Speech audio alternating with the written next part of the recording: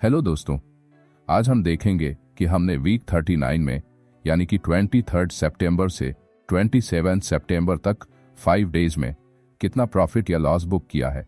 और ऐसे ही मैं आपको एवरी वीक और एवरी मंथ का प्रॉफिट एंड लॉस स्टेटमेंट दिखाता हूं, जिससे कि ट्रांसपेरेंसी बनी रहे और आप ये देख और सीख सकें कि एक रियल ट्रेडर कैसे अपने आप को मार्केट में सर्वाइव करता है।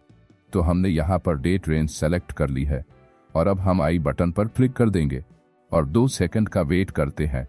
थोड़ा टाइम लगता है इसको ओपन होने में। स्क्रॉल डाउन करके नीचे आ जाएंगे और अगर देखें तो इस मंथ में हमने टोटल 5769 का प्रॉफिट बनाया है, जिसमें से चार्जेस कट करने के बाद हमें टोटल 5727 का नेट प्रॉफिट है। तो हमारा ये वीक काफी अच्छा गया और स्टार्टिंग के 15 डेज बहुत वोलेटाइल और अनफेवरेबल होने के बाद भी हम अभी अप्रॉक्स 1.5% के प्रॉफिट में आ चुके हैं। अब इस मंथ में ओनली 1 ट्रेडिंग सेशन बचा हुआ है जो मंडे को है। तो लास्ट ट्रेडिंग सेशन कंप्लीट होने के बाद एक बार आपको मंथली प्रॉफिट एंड लॉस दिखा दूंगा। तो ऐसे ही पेशेंस के साथ ट्रेड करना होता है दोस्तों।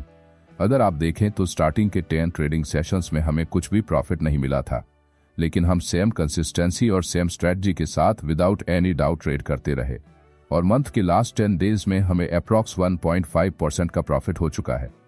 तो यहाँ पर सीखने वाली बात यह है कि मार्केट में कंसिस्टेंसी और अपने सेटअप पर बिलीव बहुत ही ज्यादा जरूरी होता है। आपका मनी मैनेजमेंट ऐसा होना चाहिए कि लगातार 30 डेज रॉन्ग होने के बाद भी आप सेम कन्विक्शन और सेम कैपिटल के साथ अपना 31st ट्रेड भी ले सको। तो दोस्तों, अभी चलकर एक बार ब्रेकअप देख लेते हैं कि इस वीक में किस स्ट्रैटेजी में हमें कितना प्रॉफिट हुआ है। तो स्ट्रैंगल 1 जो हम अधिक क्वांटिटी में लेते हैं उसमें हमें टोटल 1001 रुपीस का प्रॉफिट है और स्ट्रैंगल 2 जो हम 1 लॉट में लेते हैं उसमें हमें 1026 रुपीस का प्रॉफिट है और डायरेक्शनल ट्रेड में हमें 3481 रुपीस का प्रॉफिट है। तो इसका मतलब ये है कि इस वीक में हमें डायरेक्शनल ट्रेड में ही मैक्सिमम प्रॉफिट हुआ है।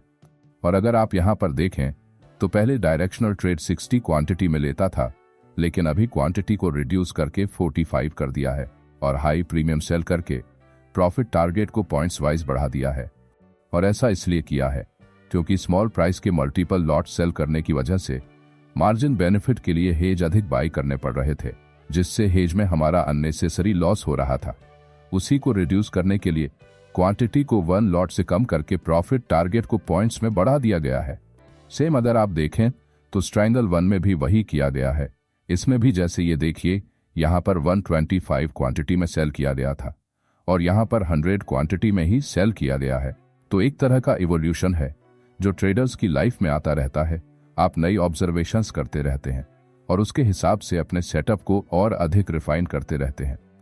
अब यहाँ देखें तो एक्स्ट्रा कॉल सेल में हमारा 20 रुपीस का लॉस है और मार्जिन बेनिफिट के लिए जो हेज हम बाई करते हैं उसमें टोटल 353 रुपीस का लॉस है। अब इसे लॉस नहीं बोलेंगे, इसे हम एक्स्ट्रा कॉस्ट बोलेंगे, जो हम मार्जिन बेनिफिट लेने के लिए और एक्स्ट्रा लॉट्स में सेलिंग करने के लिए पे करते हैं। हमारा टोटल MTM 5769 का है।